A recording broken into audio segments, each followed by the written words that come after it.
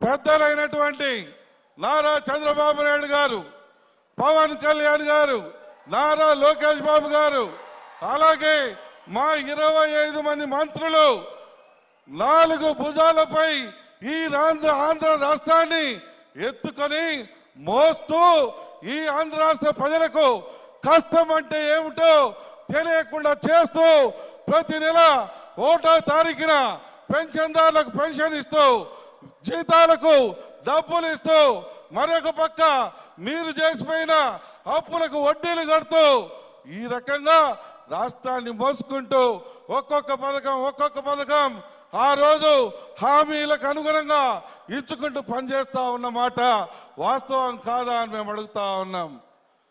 ఈరోజు పెన్షన్లు ఇచ్చాం, తల్లికి వందలు ఇచ్చాం, గ్యాస్ సిలిండర్లు ఇచ్చాం, త్వరలో రైతులకి సంక్షేమం కింద 20,000 ఇవ్వబోతా ఉన్నాం. అలాగే నిరుద్యోగుల కోసం దగ్గర గూగుల్ కానీ, టీసీఎస్ కానీ, ఎల్జీ కానీ, డైకాన్ కానీ, టాటా కానీ, లూలు కానీ, హెచ్సిఎల్ కానీ, ఎన్టీవీసీ కానీ, రిలయన్స్ కానీ, సుజలాన్ కానీ, కాంగ్రెస్ కానీ ఇలా కంపెనీలు తెచ్చి 9,70,000 కోట్ల రూపాయలతోటి ఈ రాష్ట్రాన్ని పెట్టుబడుల రూపంలో తెచ్చి 8,50,000 మంది నిరుద్యోగ యువతకి ఉద్యోగాలు కల్పించబోతా ఉన్న ఈ పెద్దలను మీరు విమర్శించేది అని మేము అడుగుతా ఉన్నాం. ఏం చేశారయ్యా? మార్కాపురం నియోజకవర్గ ప్రజల అమాయకుల చెవులో పూలు పెట్టిపోతావా? ప్రాజెక్టు పూర్తి కాకుండానే పూర్తి చేశారని వెలుగొండ ప్రాజెక్టును ఓపెన్ చేసిపోయారు. అటువంటి వాళ్ళు ఏమనాలి? ఇంకా 4,000 కోట్లు కావాలి. గట్టిగా పనిచేస్తే 2 సంవత్సరాలు పడుతుంది.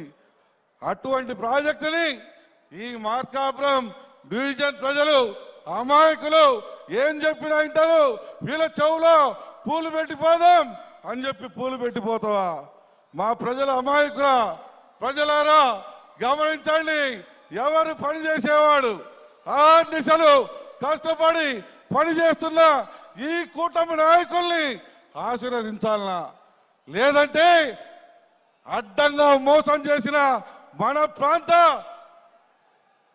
ప్రజలను మోసం చేయాలని చూసిన ఆ వైసీపీ వాళ్ళను మీరు ఆదరించాలనేది కూడా మీరు కూడా తీర్చుకోండి. జిల్లా ఇస్తే ఎవడబ్బ సొమ్మపోయిందయ్యా? జిల్లా ఇస్తే ఎవడికి నష్టమయ్యా? ఈ జిల్లా ఇస్తే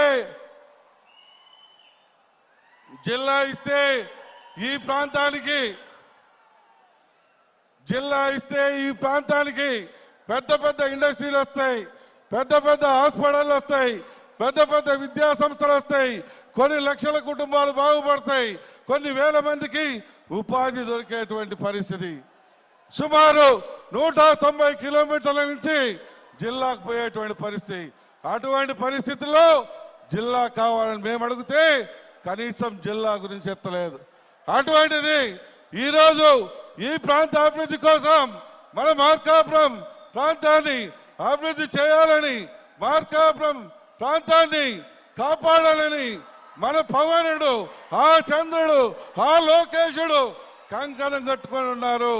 ఆ విషయాన్ని గుర్తుపెట్టుకొని ఉండమని మీ అందరికీ మనవి చేసుకుంటూ సెలవు తీసుకుంటా ఉన్నా.